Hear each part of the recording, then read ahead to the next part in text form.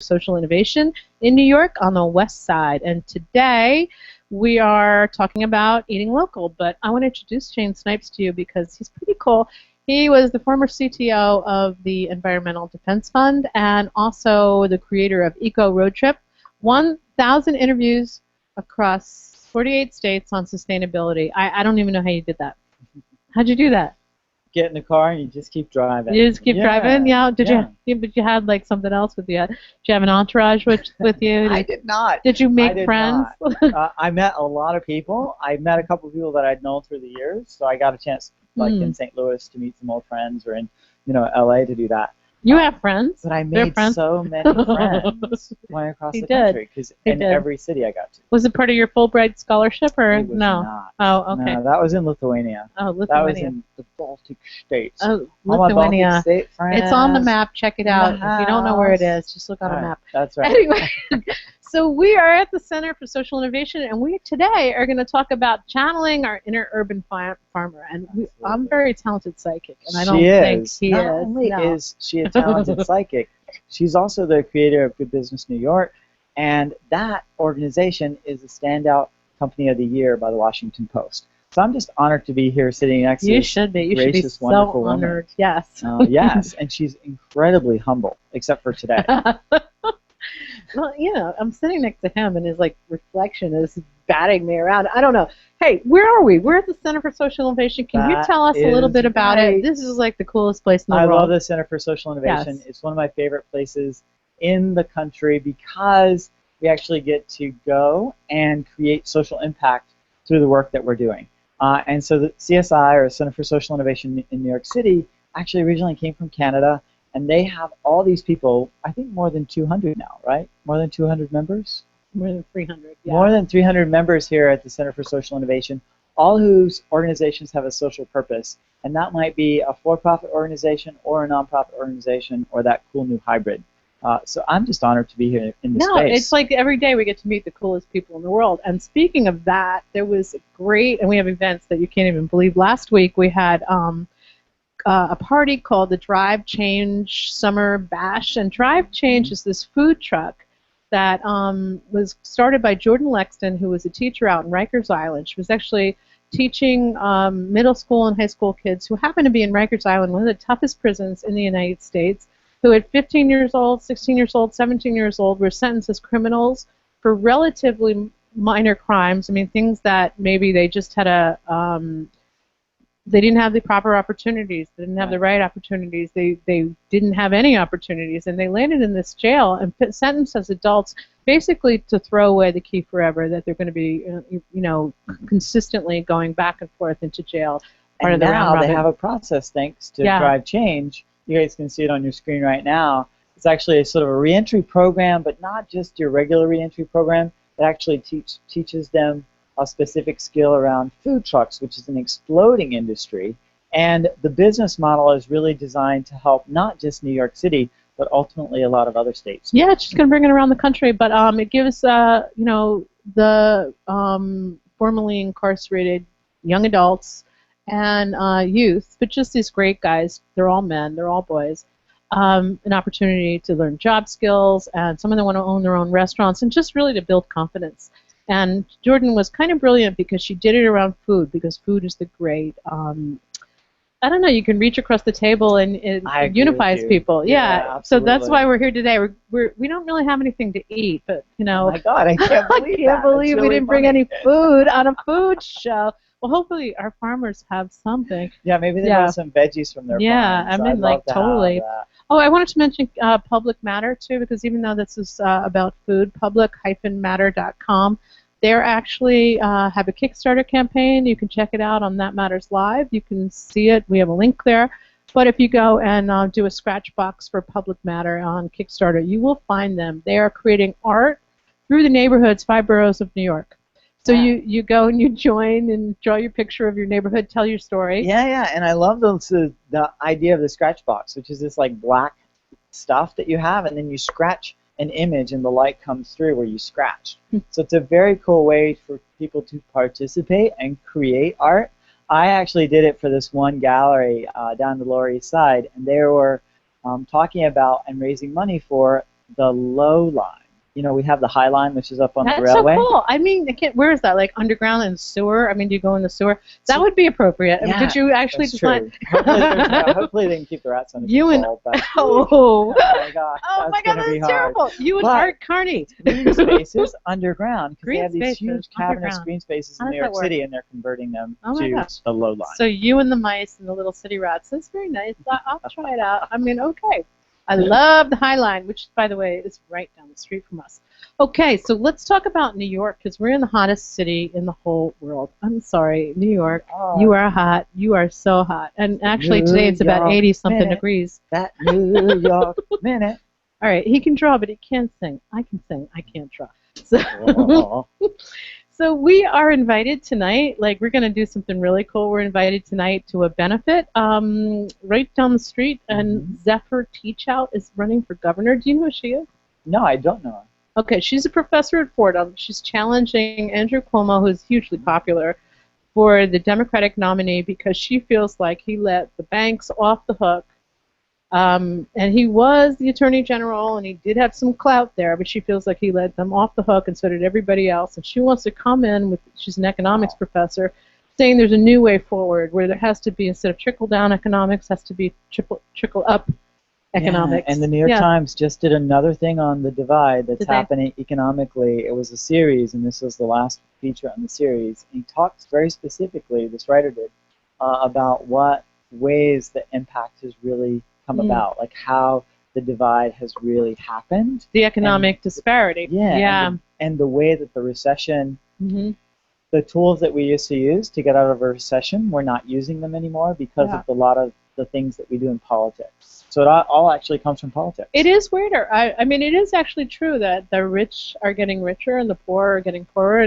But this time what's really happened, that's actually why the divide is so much more serious, or it was not more serious, but it includes more people, is because the middle class kind of got knocked out there too. And there's a huge stress on the middle class, huge unemployment still, and the foreclosures are still going on. So we're going to go there tonight. We're going to listen to what she has to say. But guess who's there? You're going to be in like tech heaven. Dig is there.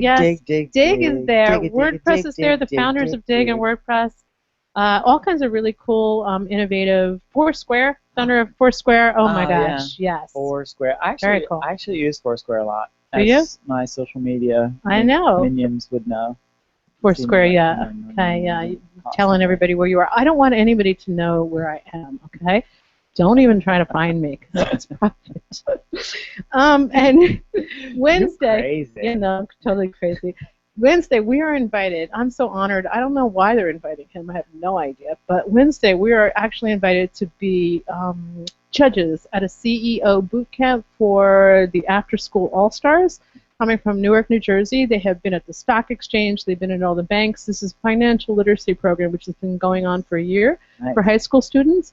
And they're asking us to judge their final projects. I know you have an MBA. Cool. I guess that's why they're asking you. And startup experience has been part of my life. I love startups. No, it's going to be really fun. Yeah. It's going to be great. We get to meet a lot of cool kids, and we'll report back to you on that next time. Yes. All right. One of the things, too, that I realized, having had such a fantastic weekend, is I had this opportunity to... Connect. He wants to talk about Pride Day. Yeah, we have to talk about Pride. Pride Day in New York. Everybody wore colors like this. So Pride happened this weekend, and I got to hear a fantastic message from this Filipino activist, and she just blew me away with all the things that she's been through, even as a 5-year-old, and how she realized, thanks to her grandmother who supported her in her decision to sort of stand up for what was right, and the dictators. So by the time she was 14, she was literally in protest. Wow, that's good. Well, I think that's very inspiring, and that kind of brings us to protests. Well, let's see. I don't know how we say that. Brazil. Well, they've been protests, right? With the World Cup. The World Cup. Who's watching the World Cup? I mean, I think there's a game on right now. Is there a game on right now? Hope not, because I hope you're watching us. That's right. You should be watching us. You can DVR the other things. You can DVR the game. Who cares if you have to watch it live? I mean, come on. Absolutely. I 100% All right. So who are you rooting for? Well, I haven't seen many of the teams naked, so I can't make an educated decision. Speaking of Pride Day, sorry. I can't make an educated decision. Oh, well, I'm not going to comment on that because I have seen. No, never mind. I am rooting for normally Brazil, but not this year. Okay, I don't know what happened to Brazil. No, the hottest team on earth is Spain. All right. Why is Spain always the hottest team on earth? I mean, in the World Cup, every single time. I think you're just. I'm moving to Barcelona. Gracias, prego. That's my Spanish. Oh, there you go. Buenos dias. So notice here, as the World Cup nears, poverty in Brazil troubles many. Yeah. That was a huge issue, right? It was a huge issue, yeah. And it's still an issue, of course, but everyone's forgotten about it because Brazil's still in the World Cup, which is so surprising. I can't even believe they've made it this far. Oh, he's saying that because we have 2 Brazilian gals that are rooting for. Actually, they're rooting for Spain. No, I'm kidding. Oh, yes. Okay. So we're talking about food insecurity, which is one of the issues in Brazil. This week, we're talking about the difference between the haves who have food and the have-nots who don't have food. So we're talking about food haves and food have-nots. And do you know some of the statistics for that are like 1 in 8 people in the world are starving, according to the World Economic Forum? Yeah. That's crazy. No. But you know what? And 33% of sub-Saharan Africa are food insecure. 33% is a third of the population. I mean, they're suffering tremendously. But what was really shocking when I did research for this show, guess what? New York has, 2 million New Yorkers are hungry according to City Harvest. 2 million New Yorkers are food insecure. So what does that mean? Like, how can we have so many people who literally don't know where their next meal is coming?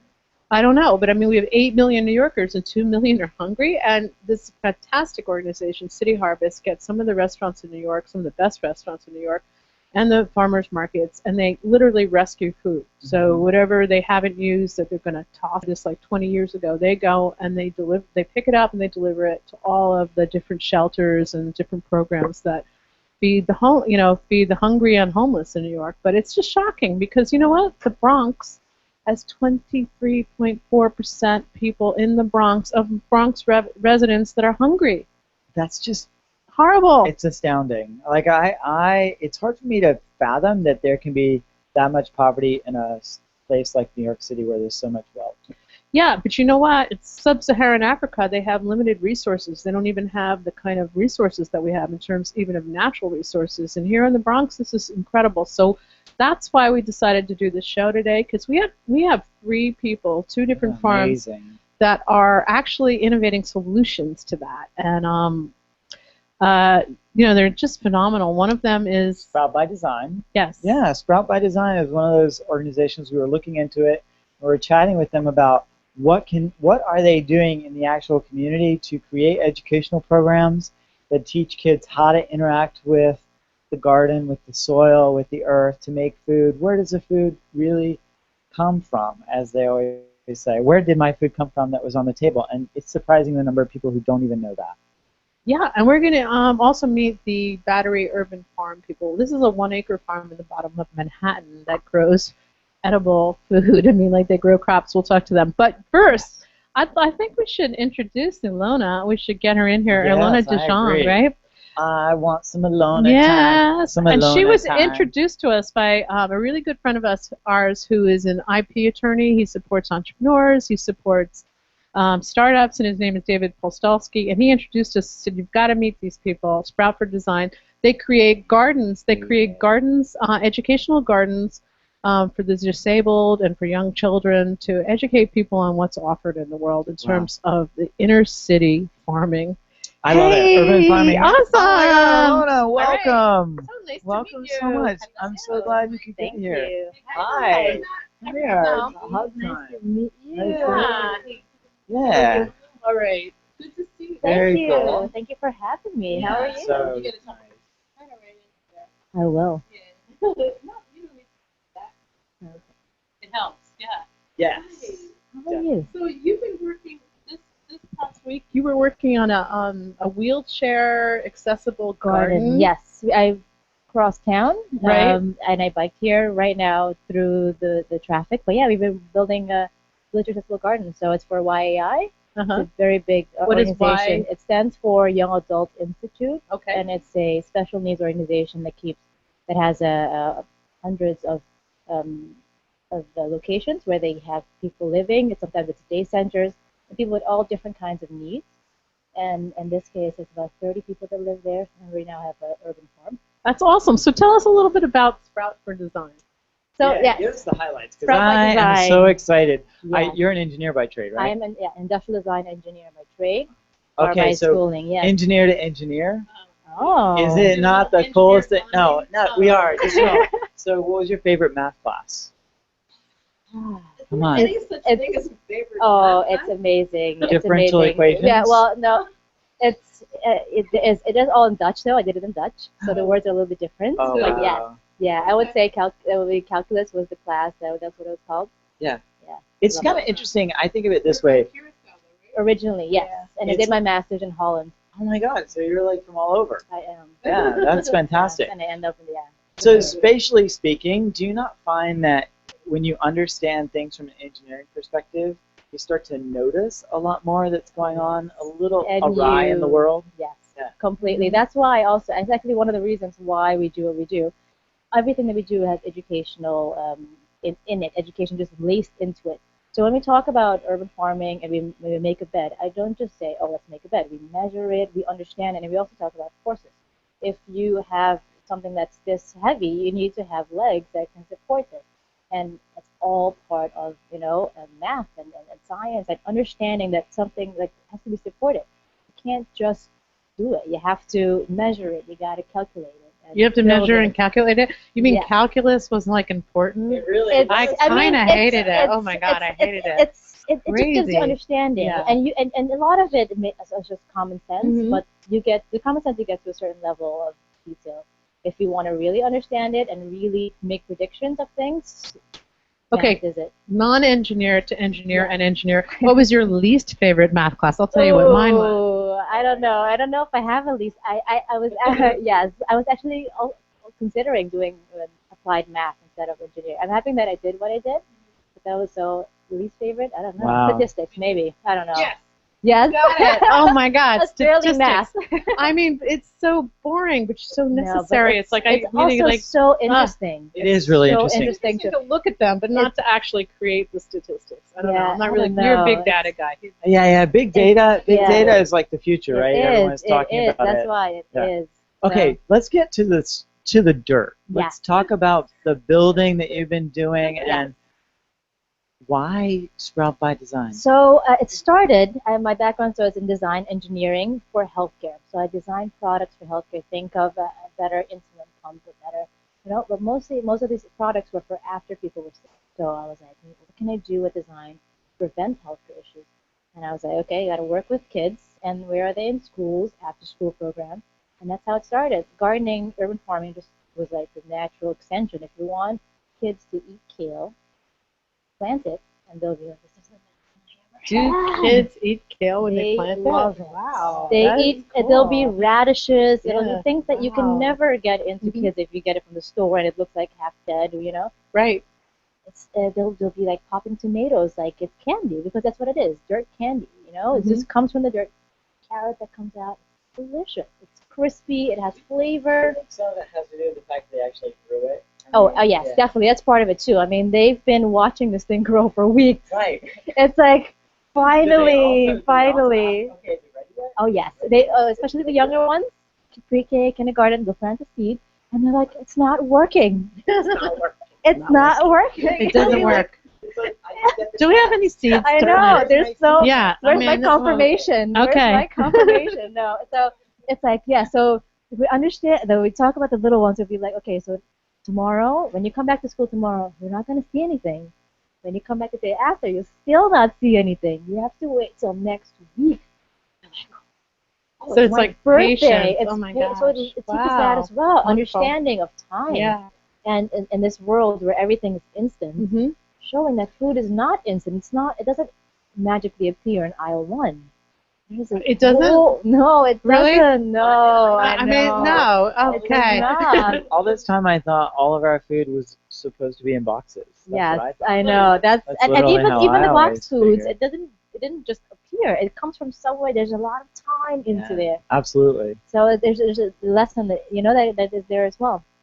I want to change things in the supermarkets, though, and in the meat industry. I'd like to put on anything that's beef related, I want to put cow. Exactly. I think it should say cow chest, cow lungs, cow feet. That's because you'd be worried about eating that, right? Yes, exactly. You eat beef, but you don't eat cow. Yes, exactly. That's the whole thing. The industry has kind of detached us from what we're eating. Yeah. So that it doesn't look like it. It doesn't sound. It's not even called that. Well, bacon. I mean, bacon is little piglets. So we got to know what we're eating. We eat, exactly. So that's part of Sprout as well. It's like if you know what you're eating and if you know where it comes from, you can make more informed decisions. And informed decisions are always better than non-informed, and that's what we've been doing up until now. That's awesome. We just guzzle it all in. But knowing. You guys also do other things like butterfly hatching. Yes, so that's part of it that just grew in. What? Yes, butterfly hatching. We're doing that. We're starting a new one. I'm doing that in the apartments. We're doing that on Monday. We've done chicken hatching. We're doing ladybugs. It's all connected to the garden because butterflies and ladybugs, they help in the garden. Well, let's back up a little bit, okay? Let's just talk to me like I don't know anything, okay? Let's talk to me about science a little bit, which I happen to love science, okay? Not math, but science. But like, what is the purpose of a butterfly? So this is a little esoteric. Yes, so in gardening, in the ecosystem, yes, pollinators. They and like bees, very important pollinators. They fly around from flower to flower and pollinate stuff, and they also actually the caterpillars are hosts for certain insects. So insects lay eggs in their bodies, and they live. It's kind of and they live. Wait, a lot of other insects? That's like alien stuff. Oh my god, I just got really excited. It is.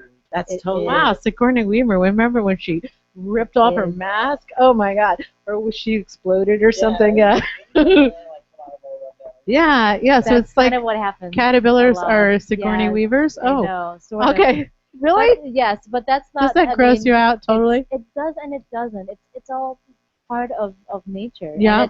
And it also shows the interconnectedness of nature. It's not like one. It's all connected. So they literally borrow their body. It's like a surrogate womb. Yes, wow. but it does mean that the butterfly will not be. The caterpillar will not become a butterfly. Yes. Okay. But so that's part of that's why butterflies in life have only about a 2% chance of fulfilling their whole life cycle. Mm-hmm. So and when we hatch, it's like 90%. Well, so I heard that butterflies, like I don't know, the monarch butterflies, they actually migrate or something. That's one of the most beautiful ones because they actually fly from the place. I think it's Mexico. Should have checked it anyway. So and then they fly up to different areas. There's like all these migratory patterns, and then later on they'll fly down. But the coolest thing is that flying, every 4 generations live for 7 months, whereas usually they only live for a few weeks. But they live long enough to actually get to where they're going. So can you imagine if every 7 generations are humans would live 800 years rather than the regular. I don't want to be that 7th generation. But can you imagine how amazing nature is? And stuff. I love that. No, but it's so cool, and it's all we can just see that, and we can talk about that. In real life, but just in small. I mean, if you're just looking at it in 3 weeks, they go through all these stages. They're an egg first, then they're a larva, then they're it's just the caterpillar. They walk around. They look totally different. Then they change, and they become this pupa, which is just this thing hanging upside down, and it doesn't. If you touch it, actually, it moves. Some of the things that the kids get from when they talk when they're experiencing this. What were some of the funny observations that they've said? It's unbelievable. I mean, we've had everything from. They've never actually touched a chicken before, but when they had the little tiny chickens, they were just amazed, and they could just stare at it for hours. And the butterflies too. They have no idea where this comes from. So they're just they can't believe it. Their eyes just go open, and they just. How long do ladybugs? Yes. How long do they live? A few weeks? Yeah. God, you can imagine these. There's so many species that live for a few weeks. Yeah. I mean, in a spiritual sense, what's the point of that? Okay, I don't know. What's the point of life? No, but it's the same. 3 weeks, 300 years. I think it's the same. Okay. That's just that's just so. Pollinate So, stuff, eat aphid. yeah, Eat they aphids. eat a lot of They eat a things. lot of the bad bugs actually. Yeah. Yes. They're like Little ladybugs. they're like Yeah. robot. It's like They're like serious, yes. mercenaries in Machines. the garden. Yes. They take Is care. this like bonding, like little science nerd bonding? Geek bond, is. geek bond, geek bond. Absolutely. All right. Well, we're gonna like. I've actually seen chickens hatch because Oh. I'm acting like such a city gal, but my grandmother had a farm in New Jersey, and my job was to take the eggs out from the hens, which make them a little mad sometimes. Yeah, but for breakfast? yeah, to collect the eggs, and I Yeah. had to put them in baskets. Yeah, it's when they're broody, when they want to sit on it. Yeah, They're like, no, hello, they don't just- take my baby. Yeah, they're like peck you like crazy. It's like you have no idea. That just came out of me. Do you have any idea how much effort I had to put into putting that egg out? Well, now I don't want to do that. I feel so sorry. I understand the mothering thing. I was like, oh, how awful. But that's like vegans don't want to eat eggs for that Yes. reason. Yeah. Yes. Yeah, we don't really think of them as embryos, but I that's know, really but what they are, right? Yes, yeah, Yeah. fertilized or not, technically they are life already. I mean, they're part, So it is, and there are alternatives out there for eggs. So let's use those as well. We could do that. All right. Well, listen, we're going to take a little break here because you don't go anywhere because we're going to Yes, I bring new people in a minute from Beautiful. the Battery Urban Farm, who you happen to know. Yes. But we take a little break because Shane has something to tell us. Like, we love New York, and New York is like such an awesome place, but there is some cool stuff happening in New York. And this past week, something really cool happened at the Boathouse in Central Park, right? It has to do with food.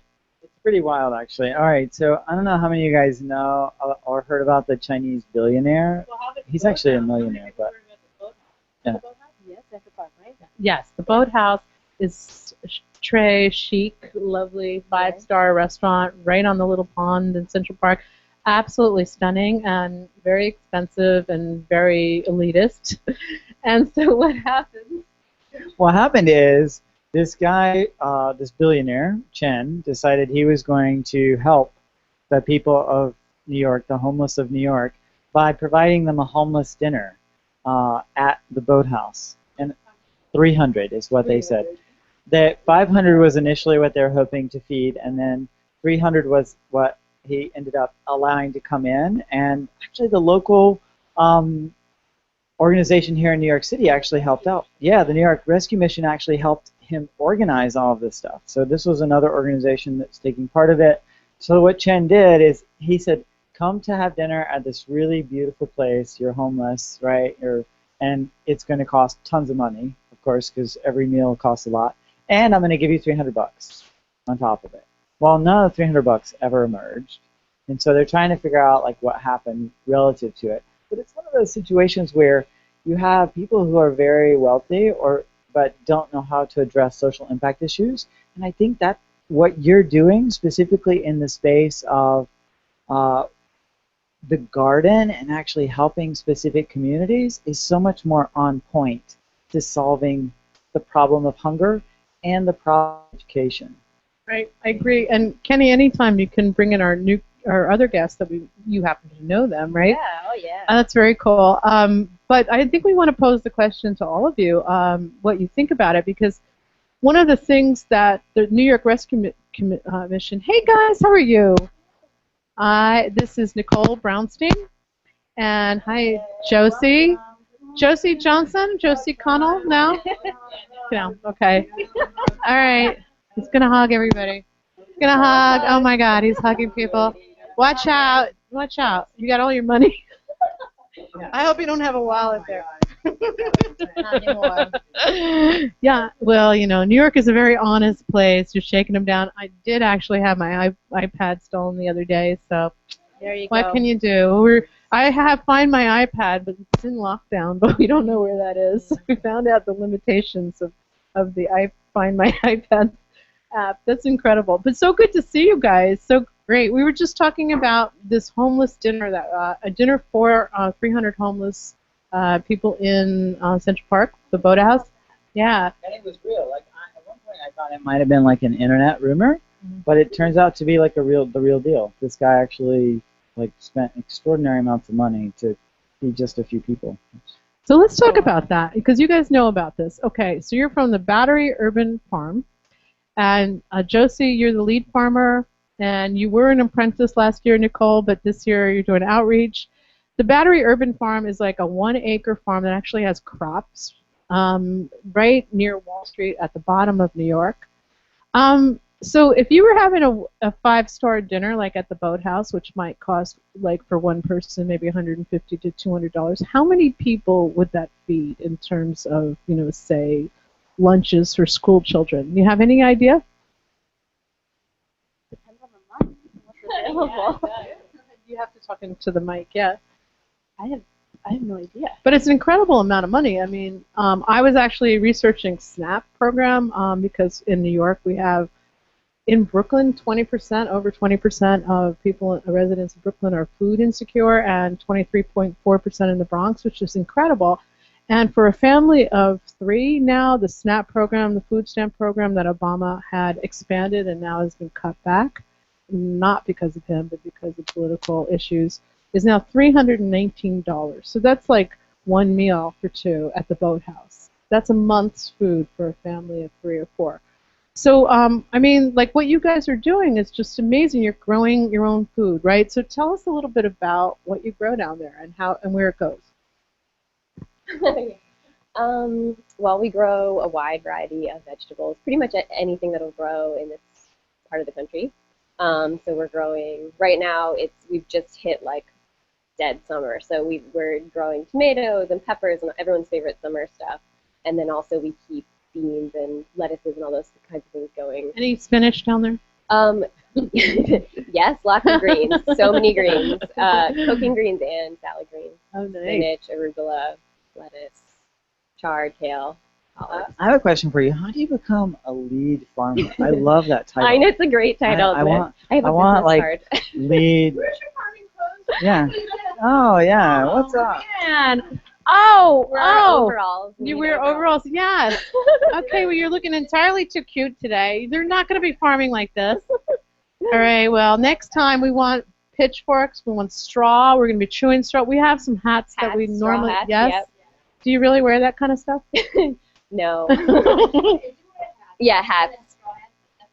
You have to use the mic, sorry, because we don't lose it. Definitely use hats. Yeah, it's so hot. New York City, I mean, sunny, and also the sun. I mean, there's a lot of, a lot of sun rays. So wear sunscreen, wear hats. Definitely. And, but yeah, we're urban farmers, so we don't necessarily look like country farmers. All right, we want to talk about urban farms. So, yeah. I think that was like a country kind of smackdown. No. Yeah. It was the opposite. Yeah, it was the opposite. It was the opposite. We just don't have that. I'm from North Carolina. You can't be smacking down my country folks. My mother lives in South Carolina. Yes, south of Mason-Dixon line. That's Virginia, I realize actually. it's the opposite. I wish that I could walk around right? Yeah.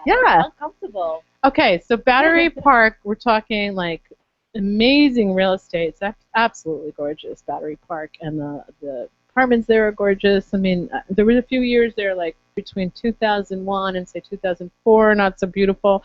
But like, when did this farm start? When did this farm, when was it created, and how does it work in a city where we have really bad air?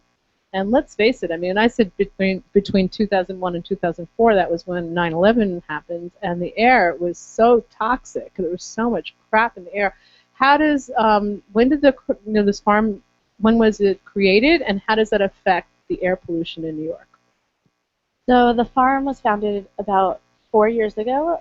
Actually, a group of high school students approached the Battery Conservancy, which oversees the farm, and said, hey, we want to grow some vegetables here. And they said, we'll do you one better, we'll give you a farm. And one of the things that they had to think about at the time, and neither of us was there then, but all those really tall skyscrapers around and how the sun was going to reflect light off the skyscrapers, which is something that I didn't know was a thing until I apprenticed there last year. Wow. And then with Hurricane Sandy hitting that area pretty hard, one of the big concerns was what was going to get into the soil, how much salt from the water is going to get in, all of that. But I think the water the flood washed away all the heavy metals out of the soil, and we also use a lot of new soil, so that helps a lot. I don't know how Do you test the air? Do you test the soil? Do you test the water? I mean, the Hudson River. I mean, you know. Yeah. Yeah, we test the soil every year, and it's required if you want to give produce to schools through the Garden School Cafe program, and you have to test your soil every year. But the soil was not the original soil that was there. When the farm was created, the soil was trucked in. And then that would be good because of 9/11. You don't want to be exactly having toxic but soil. even in any urban area, just old empty lots that have old building materials, lead paint, all that kind of thing, just in the ground from demolition. It's so shocking to me, and one of the things I realized, a few of my friends live in Brooklyn, they have backyards, and every single one of them, it didn't matter how pristine the backyard was before, has some kind of lead contamination, or some kind of heavy metal contamination in every single one of them. So you have to have your box to actually grow the food in it. Exactly. It is. Yeah, just raise your bed just because of whatever. It's built from garbage a lot, and all the stuff leaching from the building. So just get new fresh soil, build a bed, raise it, and then you're good to go. That's phenomenal. I want to get like a little personal with you guys, so watch out, watch out. Okay. Which World Cup team are you actually rooting for? Are you rooting for Spain? Have you? Oh, Brazil. Okay. Yes, Brazilian girls over here. There you go. Spain, because Spain is really hot. Have you seen the team? I mean, they're really amazing. Just putting it out there. I love the Spanish cheerleaders for the Spanish team. No, totally. Totally silly. All right. Yes, I should say Holland. Holland, the Netherlands, they're doing great. All right, they're not so bad. They're like runners up. Yes, but Yeah. All right. Well. I say Brazil is also Oh, USA. Yes, that too. Yeah. Nobody's really rooting for USA. Are you? I will. Oh, I'll good. root for USA. My German cousin is rooting for USA. I don't know they why. broke their noses and they still were running around. Yeah, I feel like you got to give them some credit. We got to give them credit. And besides, soccer for me is such more enjoyable than American football. I just don't like American football. But you know what? Well, getting off the subject, what brought you to this? I mean, when did you go to school for agriculture? What made you become a farmer? I actually went to school for photography. Really? Completely different. But this happens a lot. I mean, a lot of people I meet at conferences and things that are into farming right now did something completely different in the past. It started years ago with sort of getting obsessed with where my food comes from and starting to read a lot of, Michael Pollan and just learning. I love Michael Pollan. What was one of my favorite books? Pudding. Omnivore's Dilemma. Before that, what Botany was of Desire? Yes. Oh my God, that was the coolest book. I know. Okay. So if folks who are watching us haven't read Body of Desire or listened to the audiobook or whatever, Body of Desire is the one that you have under your bed that you took to the Pride Parade. Botany of Desire. Botany of Desire. Oh no, that was a Freudian slip. He is totally blushing. Oh, good. Snap. That's good. It's the first time he ever blushed. I am so glad because he makes me blush constantly. Oh, I didn't know Southern boys blushed like that. Body of Desire. We'll remember that. Okay. We're pale, by the way. Of course we do.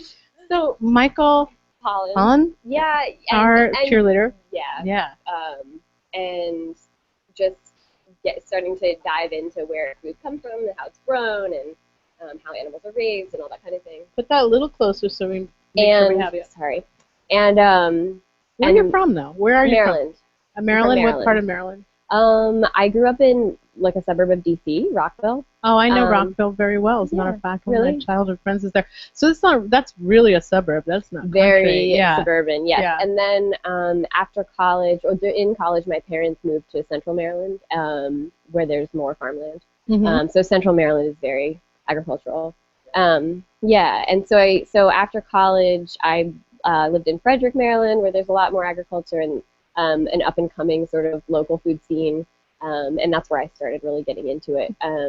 And one thing led to another, and I decided to quit my job and apprentice on a couple of organic farms. It was amazing, and the people who I apprenticed with, they were really good teachers. So they really wanted to be growing farmers as well as. You know, it's funny. You're just reminding me on Good Business New York, the news journal that I publish online. We actually wrote an article last year about a program for international farming. Like you can travel all these really cool places of Europe. Yeah, right? Yeah. I wolfed in Spain. That was fun. It's like organic. He is a wolf. Watch out, okay? Let's not even. Let's not go there because those are my peeps, the LGBTs in the audience. They will totally know what a wolf is, and it's not what you're thinking. No, it's not. All right. Okay. All right, those are your peeps there. Tell us about it. So where are you from, Nicole? I grew up in Connecticut. Connecticut, that far away? Greenwich? No. Where? Right outside New Haven. It's actually the #1 small town. I think we were voted. Really? Oh, you were voted. They're voting on the #1 small town? Where's that? It's called Bethany. Bethany. The joke is that there are more horses than people because it's an equestrian town. Nice. So very, very rural. Right. But my family did not have a farm. I just was really paranoid about my food. So. Were you paranoid about your food? When did that start? Was that like when you were a little kid when they gave you Gerber and you threw it on the ground and spit it out? Your mother made you eat peas? I can't remember that. I just want you to know that my dogs love peas, okay? It's just, where they say eat your peas and kids like always spit them out. My dogs are crazy about peas. I have 2 poodles. They will take the peas off your plate. So you grew up in Bethany. I was just in New Haven like this weekend. Yeah. Oh, why? Well, because it was coming back from the why. Yeah, you can only go to Yale or forget it. Now it's a foodie town. Is it a foodie town? According to the internet. Well, according to the internet, and they voted on it too. Yeah. What struck me was the poverty as you passed through, right outside Yale's campus area. I mean, I cannot believe that one of the most incredible universities in the world has not innovated any solutions to the poverty that's around it. It's just incredible because you can see it like from one block to the next as you're going right down to 95. So, and the pollution there is incredible. The water is terrible. There's all these smokestacks.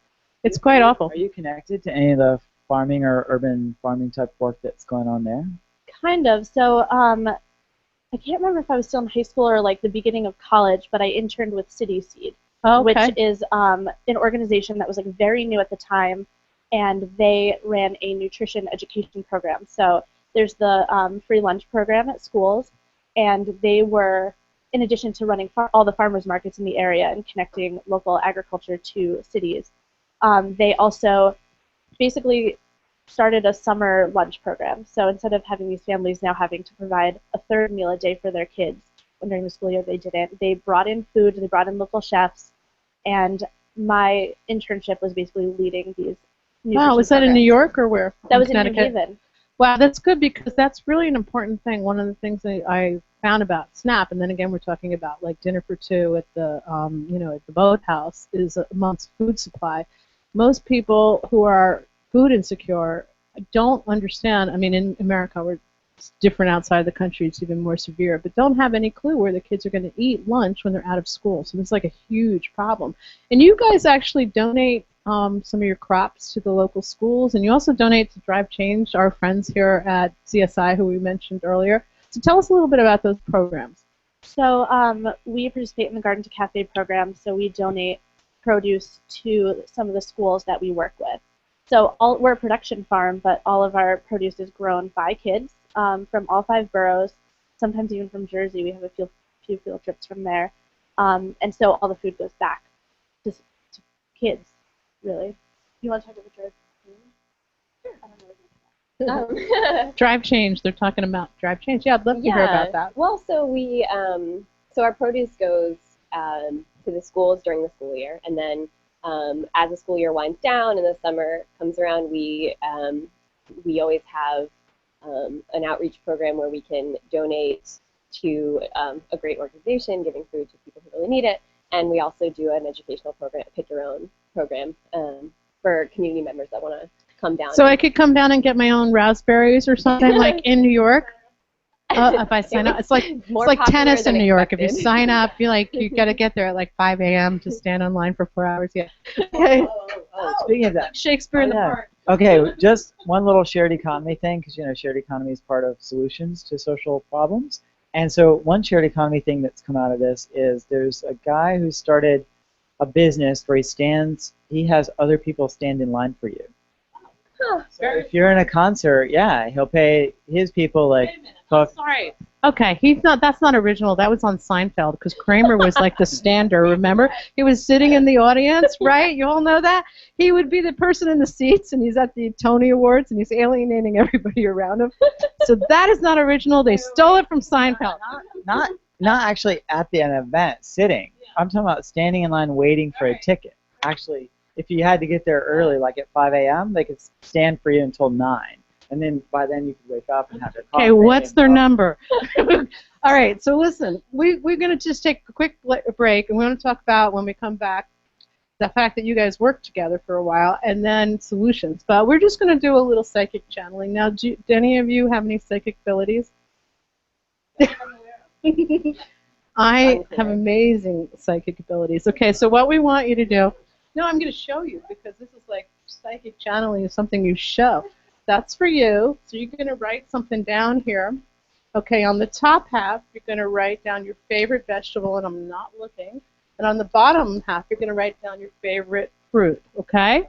All right? And he's going to, favorite fruit. If you need something to write on, let me know. I have this little thing here. Okay, so we're going to go into channeling mode here. So just write it down quickly, just your first instinct. Just one, not more than one, just one. No,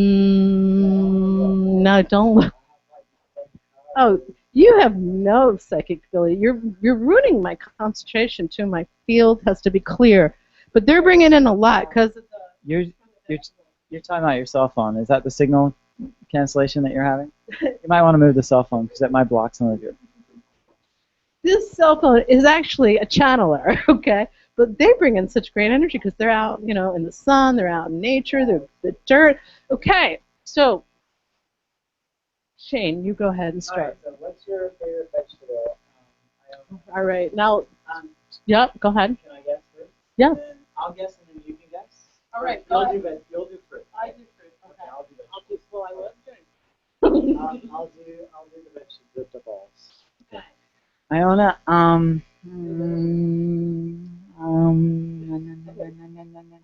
He's gonna get this wrong. pumpkin. Is that correct? Oh my! Okay, I guessed one right. Okay. Totally. Let's do Nicole. Nicole. Wait a minute. I will try her fruit right now. Yes. Okay. Your favorite fruit is because you're from Curacao, the kumquat. Do you have? Oh, mango. I know that was there. I was thinking it. No, and I doubted myself. That's the thing about Nicole, right? Nicole. I think I'm feeling it. No. Rhubarb. Oh, you're off! All right, you're not even in the ballpark. I mean, all right. Let's say your favorite, because you're from Connecticut. Let's think apple. Ah, I am so off today. You're ruining my. It's your energy. But wait, let's harmonize. Okay, we're ready now. Okay, Josie. I'm feeling like peas. Oh.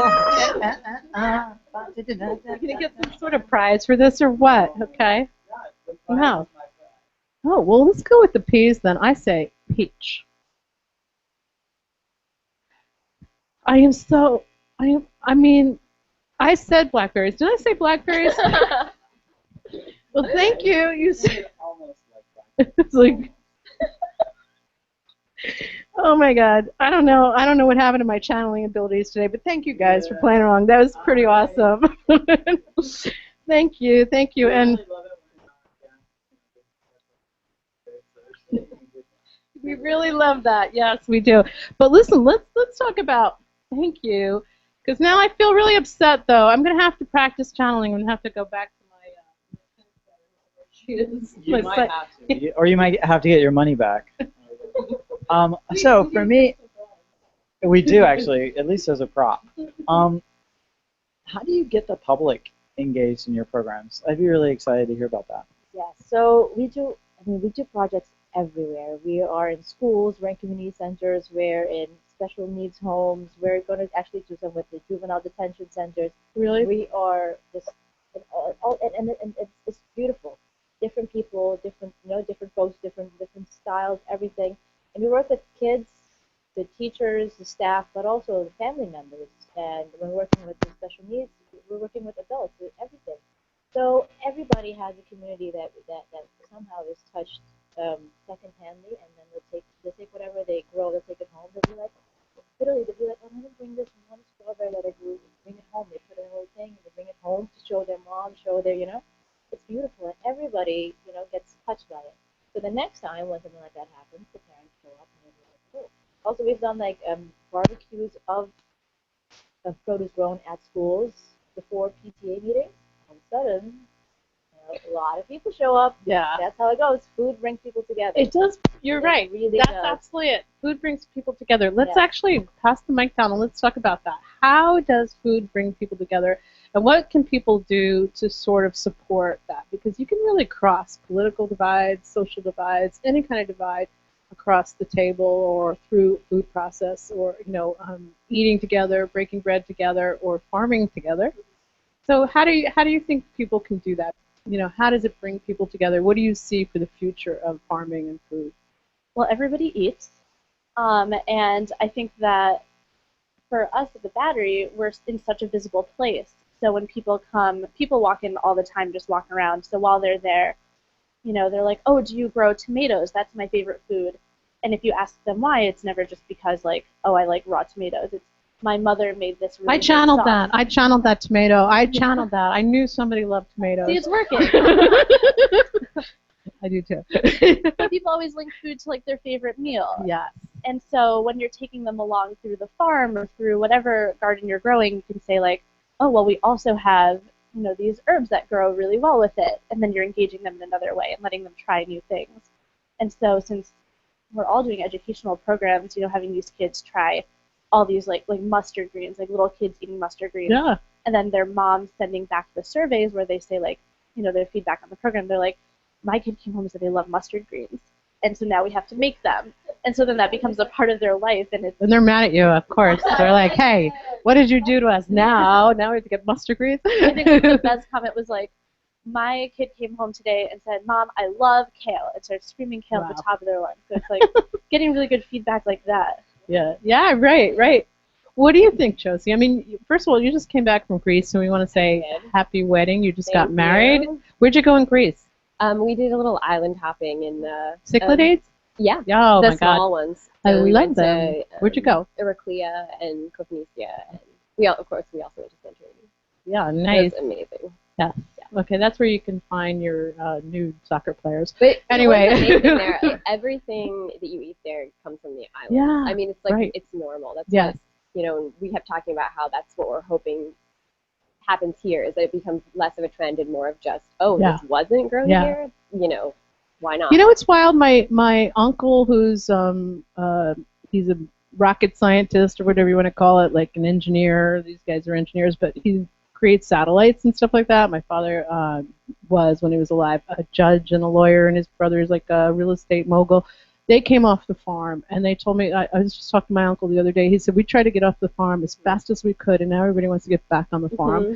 And I think it's because it's about Earth, about us connecting with nature. Mm-hmm. So we just want to, before we sign off and get back to it, we have a very special event right now that we want you to be part of. It's the second monthly, the annual Academy Awards. Well, what we do here is we do the second monthly Smart Aleck Award, and it's inspired by one of our favorite, not social innovators, but social retrovators, who is Alec Baldwin, who has been like beating up women and calling his daughter, really unpleasant names like the H word, which is really the W word, H, ho, ho.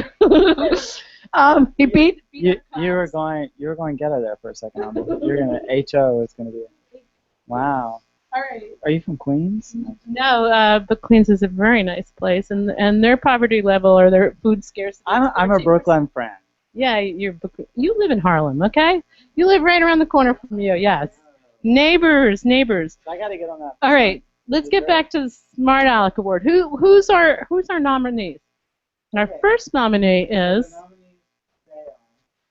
the Chinese billionaire, for one, because they felt that the rescue mission felt that he was exploiting the homeless population who were really hungry, because they came because he promised them $300 each, but the thing was, he kept saying, I'm a good person, I'm a great person, look at me, and he wanted his name in the paper, and it really did feel exploitive, so they actually cut him off. Yes, the second nominee is Mr. Mr. Dick Cheney. Yes. Mr. Dick Cheney. Yes. He's definitely a reprobator. The ultimate anti-hero, because Dick Cheney's been going around, okay, now we're going to change over the awards. Would you like your... All right. Dick Cheney has been blasting Obama. I'm going to turn this into an ascot. He's been blasting Obama for not handling a war properly that Dick Cheney started. Where is Dick? I mean, is he the biggest dick on the whole earth? I mean, who is this guy? All right. Yes. Lastly. The third nominee is, you said Kanye and Kim, right? Yeah, well, they're Kanye and Kim. Just for there's ultra gluttony, right? Gluttony that knows no bounds, because they're shopping in New York now, because their townhouses aren't big enough, because they just had a baby, so they need more space. So they're looking at 6-bedroom, 7-bath homes in the village. So they're 2 babies. No, they have 1 baby. All right, so that's it. Let's have a drum roll for the Smart Aleck Award. All right, give us a drum roll on the table, ladies. Okay. Yes, we got that. Where is it? No, we don't know. Okay, so. Drum roll. Okay, Kenny. Come on, guys. All right, drum roll. I'm And so the excited. second I'm so Smart nervous. Aleck Award. I'm so nervous and so excited. And Oh my gosh, this is crazy. we were noticing at the Academy Awards they keep talking into the mic, even though they don't need to, because they're all mics. But we love that part. And It's the really winner good, is actually. Oh. Chinese billionaire. the Chinese billionaire. Yes, he gets the second Smart Aleck Award of the month. That's it. For actually, and it's perfect because this is a food show, and that was food exploitation. And you guys are all about solutions. So tell us what we should know before we go off. Like, how can we find you? Can we find out what you're doing? Yeah, so you can find us. Would you like my tiara? Oh, I would love that. It lights up. Beautiful. Well, party. It's party girl. Beautiful. Yes. So online you can find us, Sprout by Design. We're on Facebook, Instagram, Twitter, trying. And but in real life, we're all over the city. We're going to have actually 5%. In real life, as opposed to real. Well, as in. I live on the internet, so. Physical, physical. I mean, we're going to have a joint program with YEI. We're going to do a 5% day coming up in September. Oh, wow. So that's the YEI. Tell us. YAI, okay.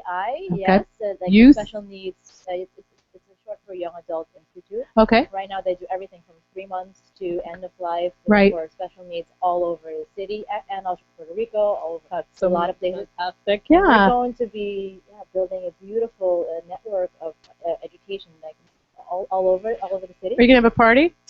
Many. Well, we'd like it to be here. We'd like to have a Yes, garden party. We'd like you definitely. guys to come back. So, Yes, by the way, that's that's actually where I met Nicole at Drive Change Party. So, Nicole, you have any words of wisdom that we can, what you guys are doing, how it's going to change the world? Because really what you're doing is really bringing us back to nature, bringing us back to the earth. You can ignore my blinking tiara. It's hard to ignore. You are getting very sleepy. But I love what you're doing. I love it. Thanks for being so much fun, and Thanks for having us. you're so awesome. So what's your plan for the coming year? You're back with Battery Urban Farm, right? Yep. So I'm back doing outreach, bringing more community members in. So we have our Pick Your Own program. So if anyone wants to come between now and October, sign up on our website, thebattery.org. Oh, you don't have to wait in line. You could just sign up on the website. Yeah, Oh. or you could pay someone to sign you up for you.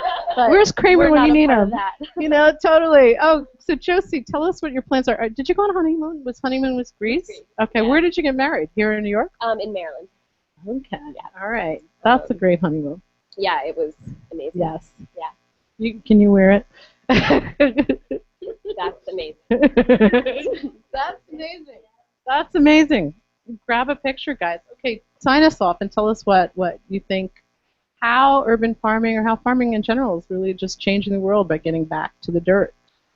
Well, I think specifically urban farming is by getting more people, especially kids, but people of all ages, back into knowing where their food comes from and how it grows and what it looks like when it's growing, and getting excited about eating food that's fresh and local. And You guys do projects together too sometimes? Yeah. we do. One of the greenhouses that we built in Queens, they helped. They came like eight.